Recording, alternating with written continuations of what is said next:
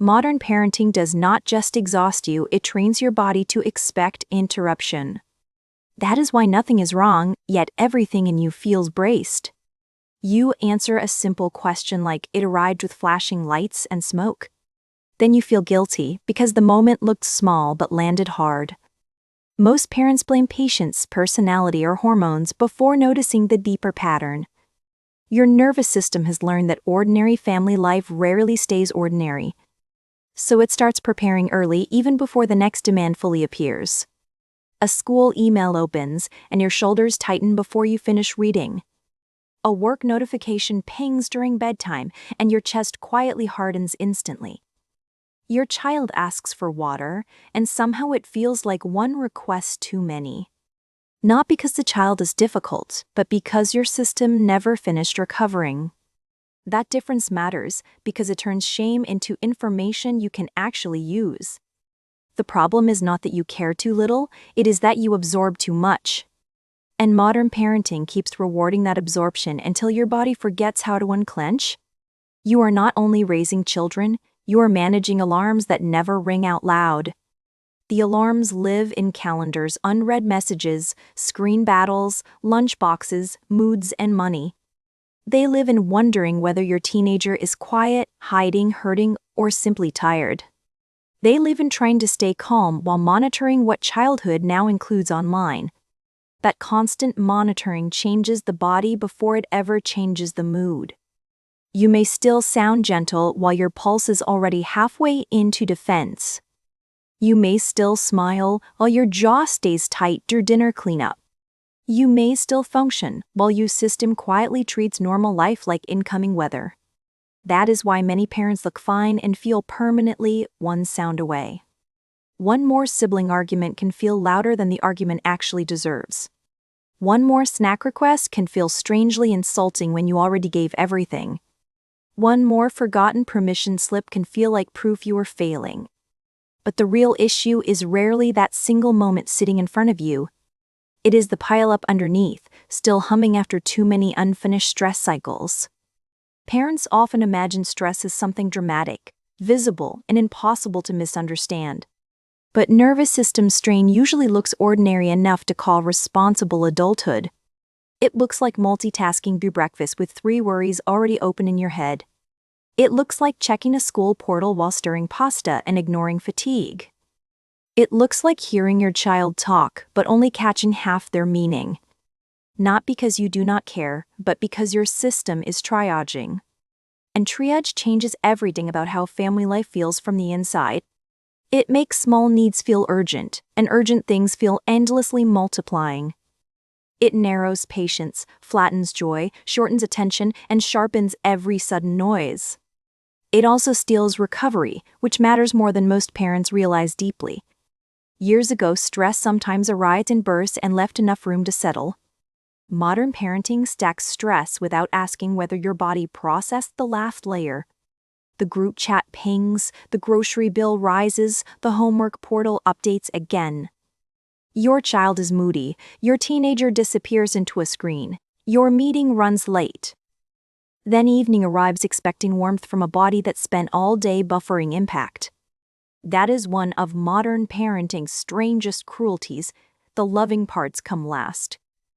The hug, the homework help, the listening face, the soft bedtime voice. They are asked from parents whose systems have already spent themselves elsewhere. So when patience feels thin, it usually appears exactly when connection matters most. Parents often read that as personal failure instead of biological overload underneath. They think good parents should handle this better than I am handling it. But good parents are not machines with endless access to calm energy. They are humans being asked to stay regulated inside a culture that rarely settles. Even family love now comes packaged with notifications, comparison, and performance pressure. You do not just parent your child, you parent around the world.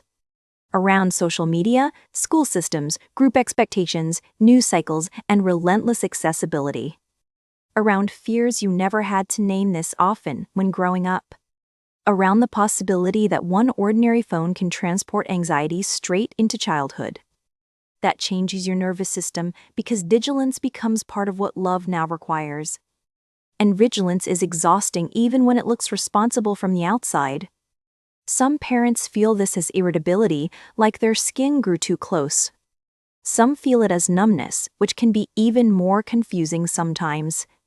They are not always angry, sometimes they just feel emotionally unavailable to themselves. They sit beside a child and feel oddly far away inside still.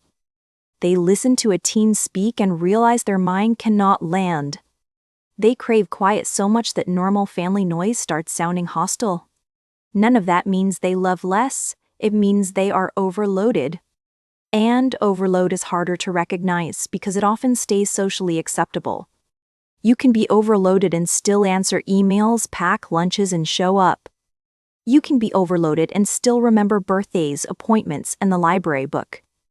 You can be overloaded and still look competent to almost everyone else. That is why parents miss the signs until small things start feeling enormous. A spilled drink becomes the final straw because your body stops sorting scales.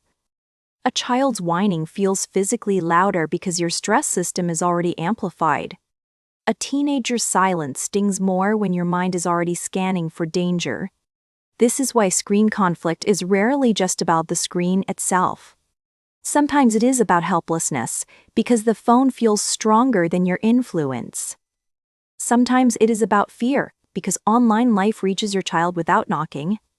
Sometimes it is about grief, because connection now competes with glowing private worlds. Parents feel that loss, even when they never say it out loud. They miss easier access to their children and mourn it silently often. That silent mourning makes the whole house feel emotionally heavier than it looks.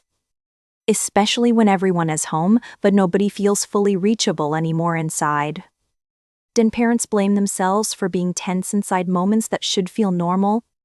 But normal now asks more from the body than it used to. Normal now means parenting during uncertainty, overstimulation, comparison, and constant partial attention. It means being physically present while mentally split across 5 unfinished responsibilities. It means never fully clocking out from anyone else's needs, including your own.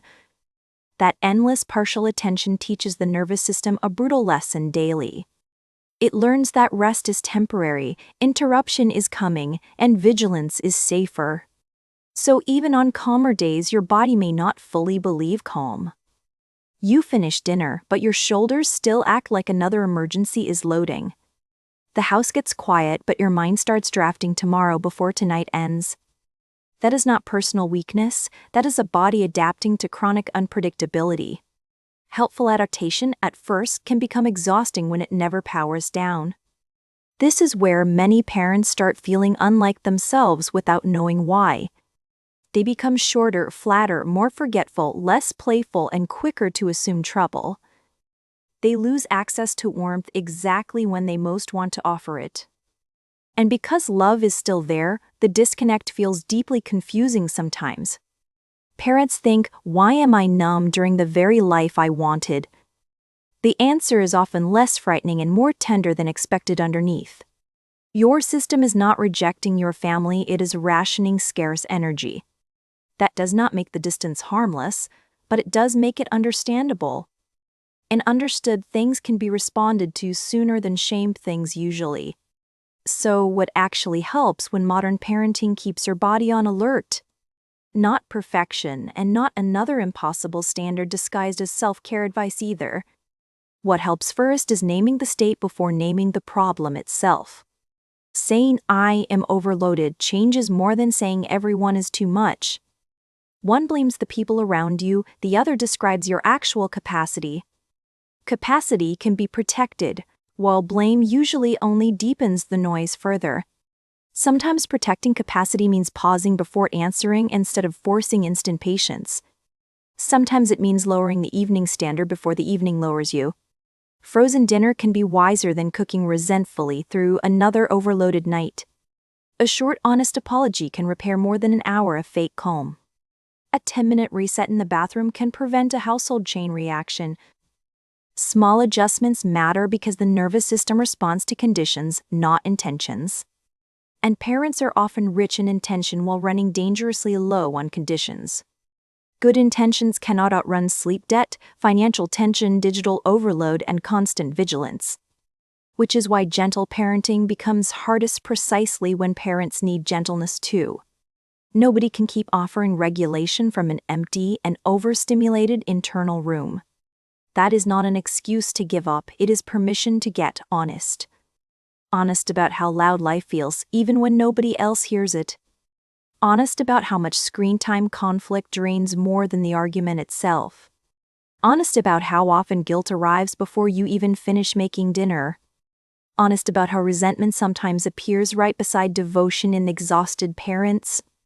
That coexistence scares people, but it is more common than anyone admits. Love and overload can live in the same body at once together. So can gratitude and irritation, tenderness and numbness, presence and desperate escape fantasies. Parents become freer when they stop treating those combinations like evidence of failure. They start seeing them as signals from a stretched system needing repair. Repair does not always look peaceful or impressive from the outside either. Sometimes repair is canceling one thing before it turns into 5 resentments. Sometimes repair is telling your child, I need 1 quiet minute first. Sometimes repair is closing the laptop before bedtime steals your last softness. Sometimes repair is admitting that this season is heavier than you kept saying. Because naming heaviness early is how parents avoid mistaking it for failure. It also helps children who are constantly reading the emotional weather anyway. Kids do not need parents who never strain, tense, or lose footing. They need parents who can notice strain and find their way back.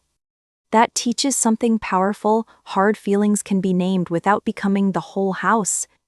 It teaches that pressure explains behavior without excusing everything that followed after. It teaches that repair is part of family life, not evidence family failed. Most of all, it teaches parents to stop fearing their own signals. The tension, numbness, irritation, and sudden tears are not random betrayals inside. They are messages from a system that has been carrying more than it can metabolize. And when you hear those messages earlier, you usually become gentler faster. Not perfect, not endlessly patient, but more aware of what is really happening. That awareness changes the story from something is wrong with me inside to something in me has been under pressure longer than I realized. That is a kinder story, but it is also a more accurate one. And accurate stories help parents recover sooner than cruel stories ever do. So if modern parenting has made your body feel tight, tired, and watchful, notice it. Notice how often you brace before anyone has even asked for something. Notice which moments spike hardest, because they usually point beyond themselves first. Notice whether the conflict is really about behavior or about depletion underneath. Notice what your system keeps trying to say before it has to shout. That is not weakness, that is your body refusing to stay misunderstood. And parents who stop misunderstanding themselves often become steadier with everyone else. If this put words to something you have been carrying quietly, stay here. Tell me in the comments which part of parenting keeps you body on edge. And if you want more honest conversations about stress, guilt, and hidden overload, subscribe. The next video explores why exhausted parents can look calm while feeling emotionally far away.